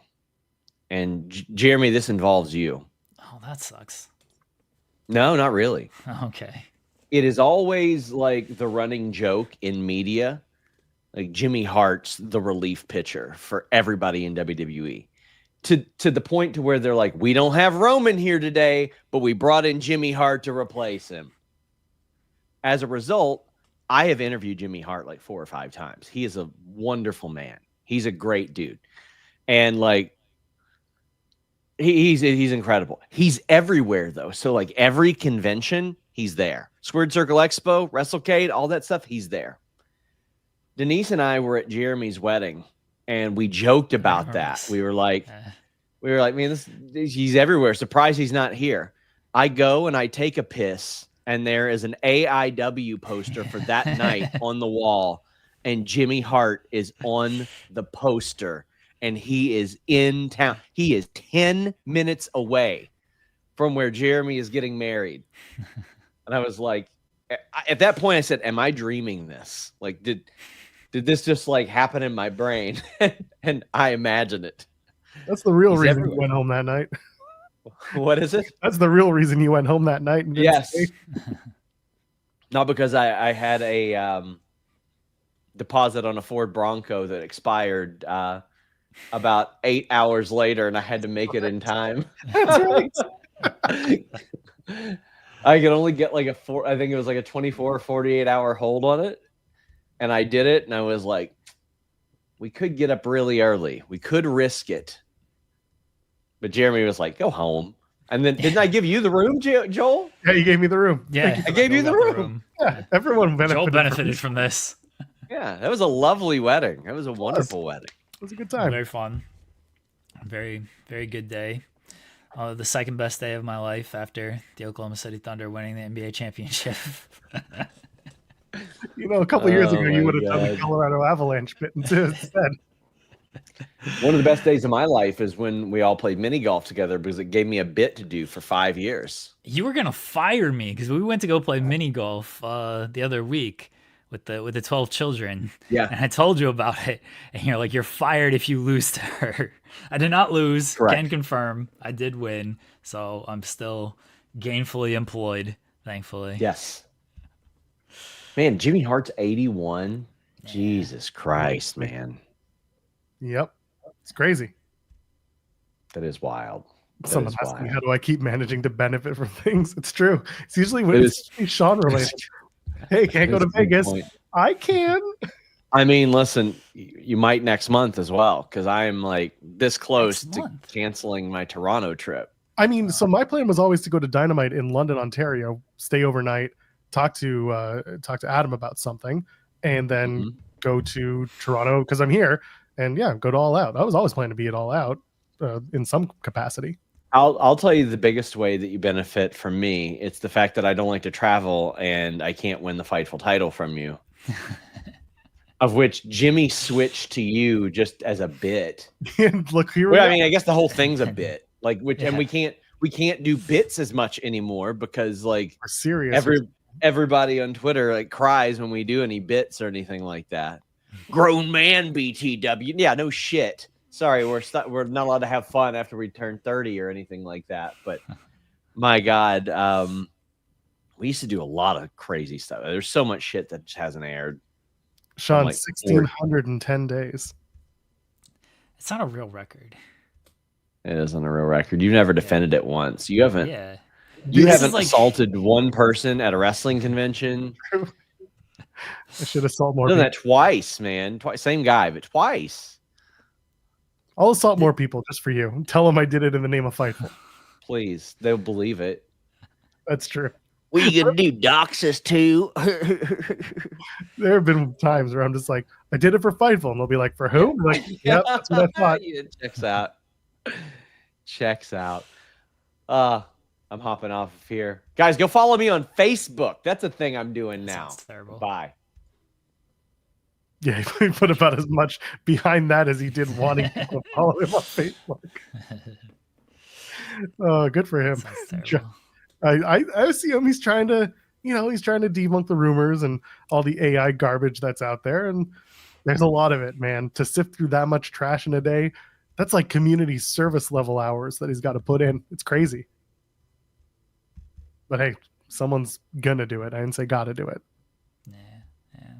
I hope I'm not getting sent to Indianapolis to cover that Brock and Cena show. That would be hilarious. They're not going to do anything though.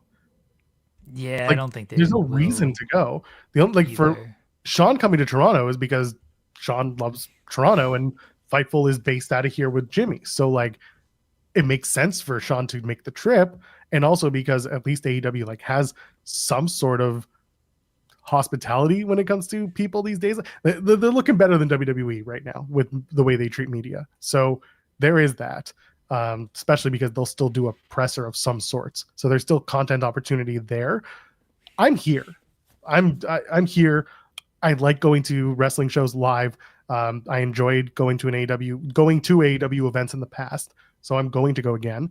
And if I can turn it into a work thing, then I will, because that's just my crazy messed up mind where it's like, if I'm not doing work, then what am I really doing?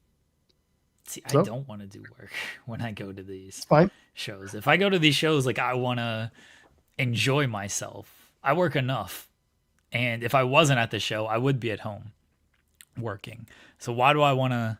I like the comfort of my own home to just do my work. That's where I feel I'm best at too, because of what I do. I don't want to go to these shows and do work. I want to go to these shows and just hang out and chill and do no work. That's what I would prefer to do. I get it. I also like having, I like shooting stuff, like shooting content and whatnot. So that should be fun. I just saw, Miz doing the Rich Eisen show, and his bit is coming in on crutches. Oh, good on him. I have some big unfortunate news that will drop. Oh boy. I hope he's just having fun because, yeah. I'm sure he is. I'm sure it's a bit.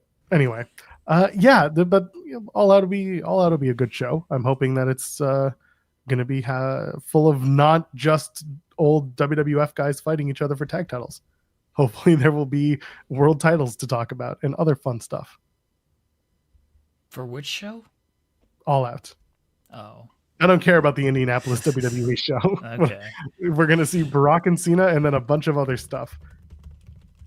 They might even do the Nikki Bella match, Nikki and Becky at that show. Oh yeah. Because I don't think they're doing it in Paris at this rate. They're more likely to do Nikki and Natty. Or sorry, Natty and Becky and Natty in Paris, which would be great for Natty because she loves high fashion.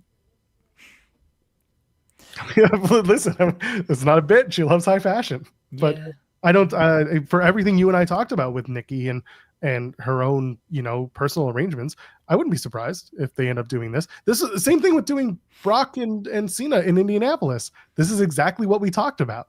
Brock hates to travel. And what are they going to do? They're going to bring him to the closest area in proximity to where he lives and just, there you go, have the match. They could have done it at a bigger show, but I guess they figured this is a big enough idea. Or they found the pushback and we're like, all right, we'll just put it on a random show. Regardless, it's like, If that's the case, yeah, I see it. But yeah, Nikki and Becky feels like they might do that in Indianapolis instead. That could be an indie match. And they might just do. They're just gonna do one. It's just gonna be one match. It's just gonna be Brock and Cena. What if they that's just the do last thing I no other wanna see. matches? Empty arena match.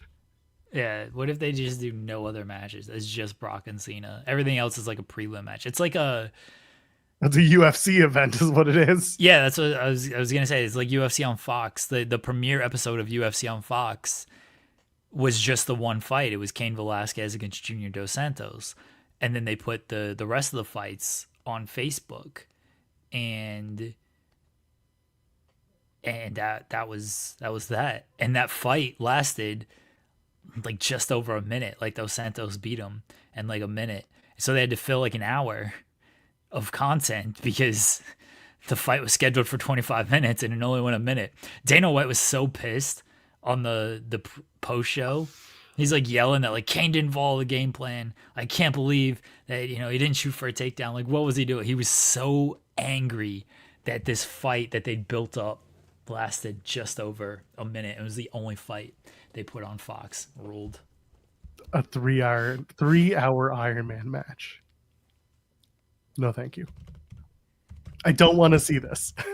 so I'll go to Scotiabank Arena instead, and I'll go watch whatever is going to be at All Out. Yeah, they'll do LA Knight and Seth Rollins. That seems like, or they'll do LA Knight and Jey Uso, and they'll do Jay versus CM Punk and then LA Knight versus Seth Rollins. They probably do something like that. Whoever eats the pin in the 4-way would go on to face CM Punk. And then the champ would face the person who didn't eat the pin. But they can't do Rollins and Punk. Yeah, I don't think they're going to do that. I mean, those 4 will be involved in each other's business for the foreseeable future. Pat McAfee will come back for one night only. Someone saying McAfee versus who. It's like, I don't think they're going to bring him back to wrestle, but they might bring him out to do something because it's Indianapolis.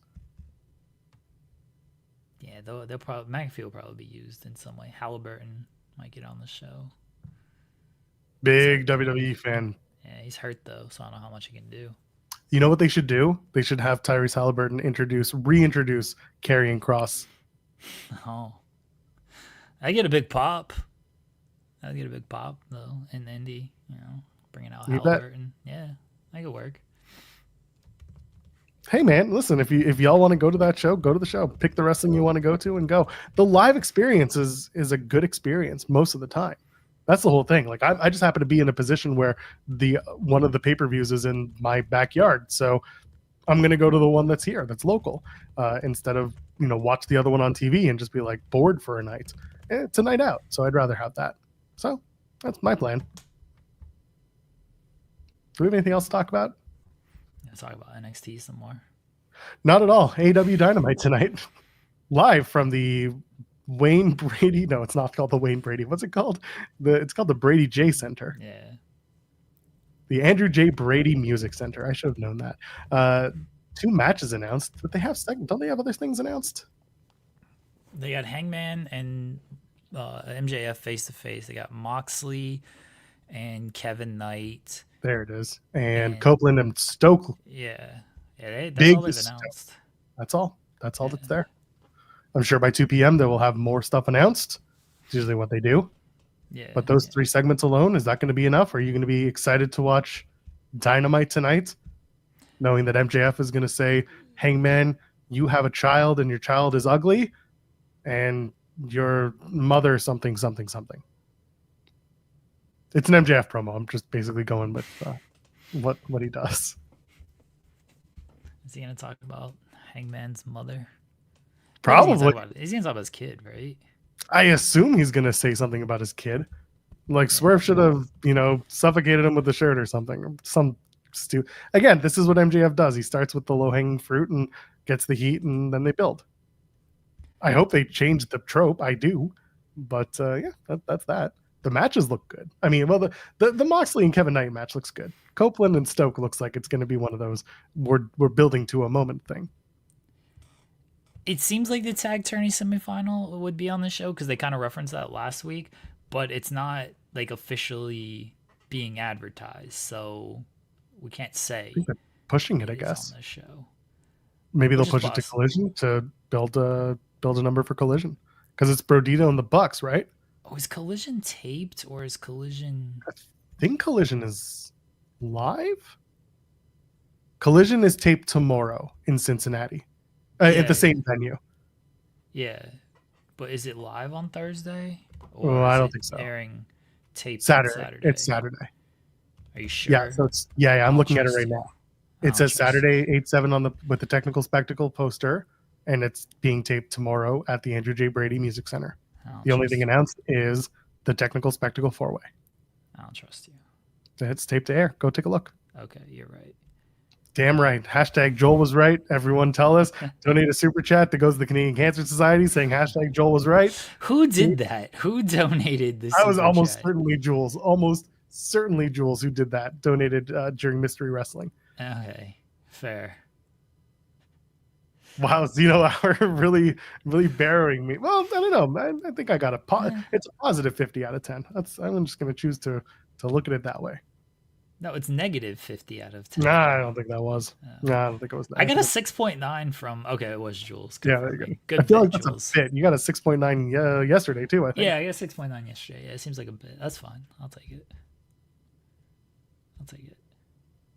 Good. You do. Dynamite looks good. We'll see what's going on with the AEW Dynamite. I'm not covering the show tonight. I'm covering Impact tomorrow. That sucks. Haha, welcome to my hell. It's a taped show, so whatever. Taped shows are the easiest to cover, and it's before a pay-per-view. All they're gonna do is announce 13 pre-show matches, and that's that. So Impact will be an easy cover tomorrow. I'll just enjoy the Dynamite tonight and have fun with it. Looking to see if I can find the brackets. For what? From the tournament. Tag title tournament? Oh. Yeah. The eliminator tournament? Yeah. Why? Who cares? I'm just curious if they noted when the show's going to be. When the finals are. Okay. The finals? Oh. No, the finals. Yeah, I assume the finals are next week. They're next week in Glasgow. There's no other matches though, right? It's just the finals, right? Yeah. It's just okay. Because someone said the semis, and I was like, okay, because we know it's Brodito and the Bucks. No, it's Brodito and FTR. Yeah. And FTR. Thank you. Sorry, God. Yeah, Brodito and FTR. I assume is next week in Glasgow, because tonight FTR has to deal with the whole Stokely and Copeland story. Yeah, but they kind of mentioned it last week during that promo when they were talking about that of oh, you want Stokely next week because we're going to be too focused on our tag team title tournament finals match, and so people just kind of assumed that the finals were tonight, but they never graphicked that, so, and it doesn't look like it's gonna happen tonight. It does look like it's gonna be next week, and it's not advertised. It's they not only didn't graphic it on socials, it's not on the AEW Tix site or anything. It's just it looks like it's gonna be next week. Or they'll do it on tomorrow's episode of Collision. Nah, they're gonna tape that. I think they should run it live. I do think so. Well, regardless, that's Dynamite looks like it'll be a fun one, and you and SB3 will be back tomorrow morning to talk about it, 10 a.m. Eastern, unless they have a DQ finish in the main event. I get it. The edict is in. We'll do it. If Tony comes on this show any point, we will take him to task. Say, Tony, disqualifications across any program mean no more coverage until you cut that shit out. Until the next show, you can redeem yourself. Yes. And then they'll say, "Great question." They'll be like, "That's not a question. That's comment." And they'll be like, "Great comment." And then he'll continue on, and he'll probably, talk about Dynamite that we're not talking about because of the DQ finish, and he'll give the entire rundown of the event without us having to talk about it. Which, well, I guess that's win-win in certain ways. We get the content; he gets to put over the show. If Tony ever comes on this show, do I have to do my TonyCon rundown for him? Do you think he'll appreciate that? Now that you put it out there, yes. Absolutely, yes. He's a shit poster. He would absolutely because you're not making fun of him. You're No, it rules. Yeah, you're giving the Tony Khan version. You're paying homage to him. Yeah, it rules. It does. Yeah, I think he would like it. I think he would have a kick out of that because you're not making him look bad. I think you're just pointing out the hilariousness of his delivery. I don't want to, bend Tony with something like that. Maybe we could do it together. What if we threw it to each other? It'd be like Eminem and Dr. Dre just going back and forth on a track. We got a great show for everybody tonight. We got Jon Moxley and Kevin Knight in the main event. And now over to Tony Khan to tell you what else we got on the show. Thanks, Jeremy. We got a tremendous episode of AEW Dynamite tonight. We got Hangman Page, the AEW World Champion, face-to-face with MJF.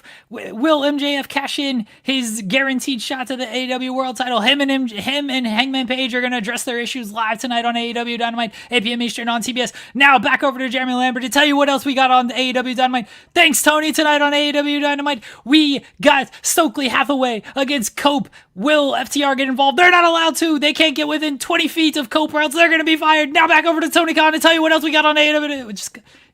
Just throwing to each other. Just two pros. Just working the gimmick, brother.